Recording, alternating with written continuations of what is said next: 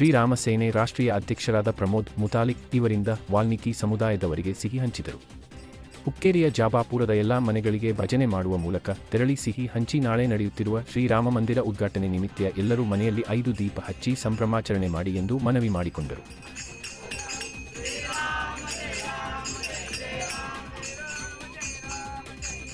ಅದು ಅಲ್ಲದೆ ಜಾಬಾಪುರದಲ್ಲಿ ವಾಲ್ಮೀಕಿ ಸಮುದಾಯ ಹೆಚ್ಚಿಗೆ ಇರುವುದರಿಂದ ನಾವು ಇಂದು ರಾಮಾಯಣ ಬರೆದ ವಾಲ್ಮೀಕಿ ಕುಲ ಬಾಂಧವರಿಗೆ ಸಿಹಿ ಹಂಚುವ ಮೂಲಕ ನಾವು ಇವತ್ತು ಧನ್ಯರಾಗಿದ್ದೇವೆ. ಇವತ್ತಿನ ದಿನ ಕರ್ನಾಟಕದಲ್ಲಿ ಸೇಡಿನ ರಾಜಕೀಯ ನಡೆಸುತ್ತಿದೆ. ಕರ್ನಾಟಕ ಸರ್ಕಾರ ರಜೆ ನೀಡದೆ ಮೋಸ ಮಾಡುತ್ತಿದ್ದಾರೆ ಎಂದು ಮಾಧ್ಯಮದ ಮುಂದೆ ಕಿಡಿಕಾಗಿದ್ದಾರೆ.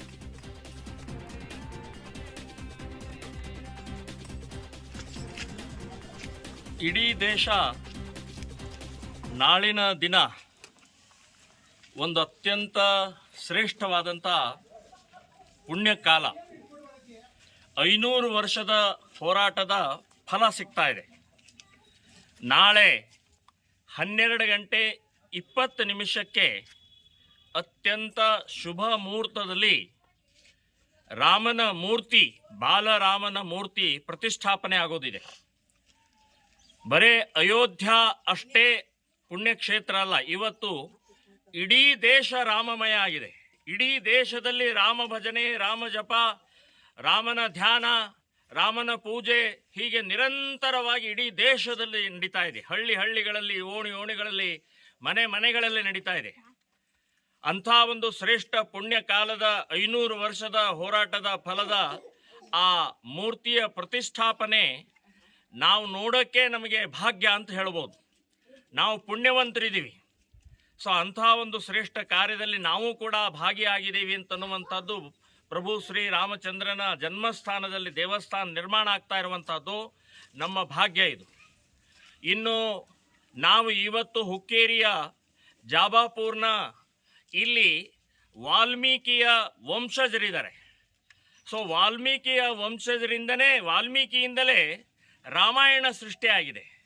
ಸೊ ಅಂಥ ವಾಲ್ಮೀಕಿಯ ಜನಾಂಗದ ವಂಶಜರ ಮನೆಗಳಿಗೆ ಅಕ್ಷತೆ ಮತ್ತು ಪ್ರಸಾದ ತಲುಪುವಂಥ ಭಾಗ್ಯ ನಮ್ಮದಾಗಿತ್ತು.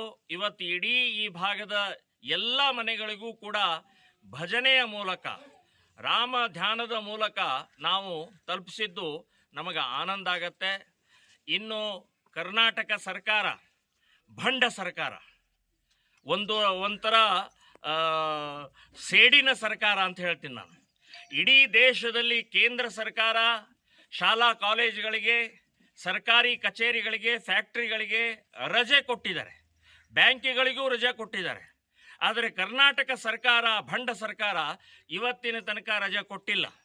ಸೊ ಈ ಆನಂದದಲ್ಲಿ ವಿಘ್ನ ತರುವಂತಹ ಪ್ರಯತ್ನ ಕಾಂಗ್ರೆಸ್ಸಿನ ಕರ್ನಾಟಕ ಸರ್ಕಾರ ಮಾಡ್ತಾ ಇರುವುದು ಶೋಭೆ ತರುವಂಥದ್ದಲ್ಲ.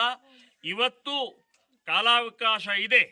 ಸೊ ಕೂಡಲೇ ಮಾನ್ಯ ಮುಖ್ಯಮಂತ್ರಿಗಳು ನಾಳಿನ ದಿನ ಅತ್ಯಂತ ವೈಭವದ ಆನಂದದ ಕ್ಷಣದಲ್ಲಿ ಎಲ್ಲರೂ ಭಾಗಿಯಾಗುವ ಹಾಗೆ ರಜೆಯನ್ನು ಘೋಷಣೆ ಮಾಡಬೇಕು ಅಂತನ್ನುವಂಥದ್ದು ನಾನು ಆಗ್ರಹವನ್ನು ಮಾಡ್ತಾ ಇದ್ದೀನಿ.